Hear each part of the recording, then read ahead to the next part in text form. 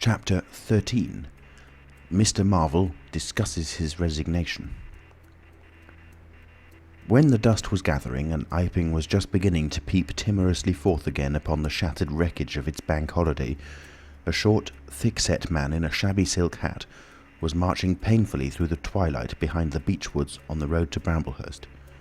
He carried 3 books, bound together by some sort of ornamental elastic ligature, and a bundle wrapped in a blue tablecloth. His rubicund face expressed consternation and fatigue. He appeared to be in some sort of spasmodic hurry. He was accompanied by a voice other than his own, and ever and again he winced under the touch of unseen hands. "If you give me the slip again," said the voice, "if you attempt to give me the slip again—" "Lord," said Mr. Marvel, "that shoulder's a mass of bruises as it is." "On my honour," said the voice, "I will kill you." "I didn't try to give you the slip," said Marvel, in a voice that was not far remote from tears. "I swear I didn't. I didn't know the blessed turning, that was all. How the devil was I to know the blessed turning? As it is, I've been knocked about—" "You'll get knocked about a great deal more if you don't mind," said the voice, and Mr. Marvel abruptly became silent. He blew out his cheeks and his eyes were eloquent of despair. "It's bad enough to let those floundering yokels explode my little secret without your cutting off with my books. It's lucky for some of them they cut and ran when they did. Here am I. No one knew I was invisible. And now what am I to do?" "What am I to do?" asked Marvel sotto voce. "It's all about. It will be in the papers. Everybody will be looking for me, everyone on their guard." The voice broke off into vivid curses and ceased. The despair of Mr. Marvel's face deepened and his pace slackened. "Go on," said the voice. Mr. Marvel's face assumed a greyish tint between the ruddier patches. "Don't drop those books, stupid," said the voice sharply, overtaking him. "The fact is," said the voice, "I shall have to make use of you. You're a poor tool, but I must." "I'm a miserable tool," said Marvel. "You are," said the voice. "I'm the worst possible tool you could have," said Marvel. "I'm not strong," he said after a discouraging silence. "I'm not over-strong," he repeated. "No? And my heart's weak. That little business, I pulled it through, of course, but bless you, I could have dropped." "Well?" "I haven't the nerve and strength for the sort of thing you want." "I'll stimulate you." "I wish you wouldn't. I wouldn't like to mess up your plans, you know, but I might, out of sheer funk and misery." "You'd better not," said the voice with quiet emphasis. "I wish I was dead," said Marvel. "It ain't justice," he said. "You must admit, it seems to me I've a perfect right—" "Get on," said the voice. Mr. Marvel mended his pace, and for a time they went in silence again. "It's devilish hard," said Mr. Marvel. This was quite ineffectual. He tried another tack. "What do I make by it?" he began again, in a tone of unendurable wrong. "Oh, shut up," said the voice with sudden amazing vigour. "I'll see to you all right. You do what you're told. You'll do it all right. You're a fool and all that, but you'll do. I tell you, sir, I'm not the man for it. Respectfully, but it is so." "If you don't shut up, I shall twist your wrist again," said the Invisible Man. "I want to think." Presently 2 oblongs of yellow light appeared through the trees, and the square tower of a church loomed through the gloaming. "I shall keep my hand on your shoulder," said the voice, "all through the village. Go straight through, and try no foolery. It'll be the worse for you if you do." "I know that," sighed Mr. Marvel. "I know all that." The unhappy-looking figure in the obsolete silk hat passed up the street of the little village with his burdens, and vanished into the gathering darkness beyond the lights of the windows. Chapter 14. At Port Stowe. 10 o'clock the next morning found Mr. Marvel, unshaven, dirty and travel-stained, sitting with the books beside him and his hands deep in his pockets, looking very weary, nervous and uncomfortable, and inflating his cheeks at infrequent intervals, on the bench outside a little inn on the outskirts of Port Stowe. Beside him were the books, but now they were tied with string. The bundle had been abandoned in the pine woods beyond Bramblehurst, in accordance with a change of plans in the Invisible Man. Mr. Marvel sat on the bench, and although no one took the slightest notice of him, his agitation remained at fever heat. His hands would go ever and again to his various pockets with a curious, nervous fumbling. When he had been sitting for the best part of an hour, however, an elderly mariner, carrying a newspaper, came out of the inn and sat down beside him. "Pleasant day," said the mariner. Mr. Marvel glanced about him, with something very like terror. "Very," he said. "Just seasonable weather for the time of year," said the mariner, taking no denial. "Quite," said Mr. Marvel. The mariner produced a toothpick and, saving his regard, was engrossed thereby for some minutes. His eyes, meanwhile, were at liberty to examine Mr. Marvel's dusty figure and the books beside him. As he had approached Mr. Marvel, he had heard a sound like the dropping of coins into a pocket. He was struck by the contrast of Mr. Marvel's appearance with this sudden suggestion of opulence. Thence his mind wandered back again to a topic that had taken a curiously firm hold of his imagination. "Books?" he said suddenly, noisily finishing with the toothpick. Mr. Marvel started and looked at them. "Oh yes," he said. "Yes, they're books." "There's some extraordinary things in books," said the mariner. "I believe you," said Mr. Marvel. "And some extraordinary things out of them," said the mariner. "True, likewise," said Mr. Marvel. He eyed his interlocutor and then glanced about him. "There's some extraordinary things in newspapers, for example," said the mariner. "There are." "In this newspaper," said the mariner. "Ah," said Mr. Marvel. "There's a story," said the mariner, fixing Mr. Marvel with an eye that was firm and deliberate. "There's a story about an invisible man, for instance." Mr. Marvel pulled his mouth askew and scratched his cheek and felt his ears glowing. "What will they be writing next?" he asked faintly. "Austria or America?" "Neither," said the mariner. "Here." "Lord," said Mr. Marvel, starting. "When I say here," said the mariner, to Mr. Marvel's intense relief, "I don't of course mean here in this place. I mean hereabouts."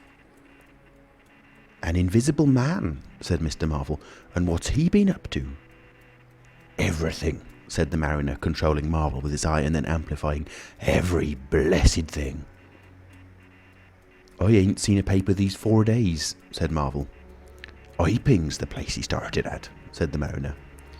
"Indeed," said Mr. Marvel. "He started there, and where he came from nobody don't seem to know. Here it is, peculiar story from Iping. And it says in this paper that the evidence is extraordinary strong. Extraordinary." "Lord," said Mr. Marvel. "But then it's an extraordinary story. There's a clergyman and a medical gent witnesses. Saw him all right and proper. At leastways didn't see him. He was staying, it says, at the Coach and Horses. And don't no one seem to be aware of his misfortune. Aware of his misfortune, it says, until in an altercation at the inn, it says, his bandages on his head was torn off. It was then observed that his head was invisible. Attempts were at once made to secure him, but casting off his garments, it says, he succeeded in escaping, but not until after a desperate struggle in which he had inflicted serious injuries, it says, on our worthy and able constable, Mr. J. A. Jaffers. Pretty straight story, eh? Names and everything." "Lord," said Mr. Marvel, looking nervously about him, trying to count the money in his pockets by his unaided sense of touch, and full of a strange and novel idea. "It sounds most astonishing." "Don't it? Extraordinary, I call it. Never heard tell of invisible men before, I haven't, but nowadays one hears such a lot of extraordinary things that—" "That all he did?" asked Marvel, trying to seem at his ease. "It's enough, ain't it?" said the mariner. Didn't go back by any chance?" asked Marvel. "Just escaped and that's all, eh?" "All?" said the mariner. "Why, ain't it enough?" "Quite enough," said Marvel. "I should think it was enough," said the mariner. "I should think it was enough." "He didn't have any pals? It don't say he had any pals, does it?" asked Mr. Marvel, anxious. "Ain't one of a sort enough for you?" asked the mariner. "No, thank heaven, as one say, he didn't." He nodded his head slowly. "It makes me regular uncomfortable, the bare thought of that chap running about the country. He is at present at large, and from certain evidence it is supposed that he has took, I suppose they mean, the road to Port Stowe. You see, we're right in it. None of your American wonders this time, and just think of the things he might do. Where'd you be if he took a drop over and above and had a fancy to go for you? Supposing he wants to rob, who can prevent him?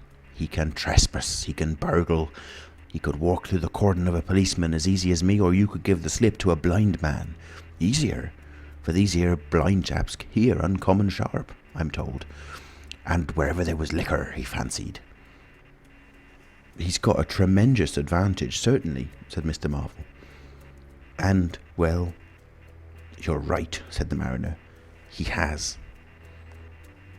All of this time, Mr. Marvel had been glancing about him intently, listening for faint footfalls, trying to detect imperceptible movements. He seemed on the point of some great resolution. He coughed behind his hand. He looked about him again, listened, bent towards the mariner, and lowered his voice. "The fact of it is, I happen to know just a thing or two about this invisible man from private sources." "Oh," said the mariner, interested. "You?" "Yes," said Mr. Marvel. "Me." "Indeed," said the mariner. "And may I ask—" "You will be astonished," said Mr. Marvel behind his hand. "It's tremendous." "Indeed," said the mariner. "The fact is," began Mr. Marvel eagerly in a confidential undertone. Suddenly his expression changed marvellously. "Ow!" he said. He rose stiffly in his seat. His face was eloquent of physical suffering. "Wow!" he said. "What's up?" said the mariner, concerned. "Toothache," said Mr. Marvel, and put his hand to his ear. He caught hold of his books. "I must be getting on, I think." He edged in a curious way along the seat away from his interlocutor. "But you was just a-going to tell me about this here invisible man," protested the mariner. Mr. Marvel seemed to consult with himself. "Hoax," said a voice. "It's a hoax," said Mr. Marvel. "But it's in the paper," said the mariner. "Hoax all the same," said Marvel. "I know the chap that started the lie. There ain't no invisible man whatsoever." "Blimey! But how about this paper? Do you mean to say—" "Not a word of it," said Marvel stoutly. The mariner stared, paper in hand. Mr. Marvel jerkily faced about. "Wait a bit," said the mariner, rising and speaking slowly. "Do you mean to say—" "I do," said Mr. Marvel. "Then why'd you let me go on and tell you all this blasted stuff then? What do you mean by letting a man make a fool of himself like that for, eh?" Mr. Marvel blew out his cheeks. The mariner was suddenly very red indeed. He clenched his hands. "I've been talking here this 10 minutes," he said, "and you little pot-bellied, leathery-faced son of an old boot, couldn't have the elementary manners." "Don't you come bandying words with me," said Mr. Marvel. "Bandying words! I've a jolly good mind." "Come up," said a voice, and Mr. Marvel was suddenly whirled about and started marching off in a curious spasmodic manner. "You'd better move on," said the mariner.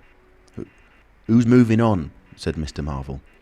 He was receding obliquely with a curious hurrying gait, with occasional violent jerks forward. Some way along the road he began a muttered monologue, protests and recriminations. "Silly devil," said the mariner, legs wide apart, elbows akimbo, watching the receding figure. "I'll show you, you silly ass. Hoaxing me.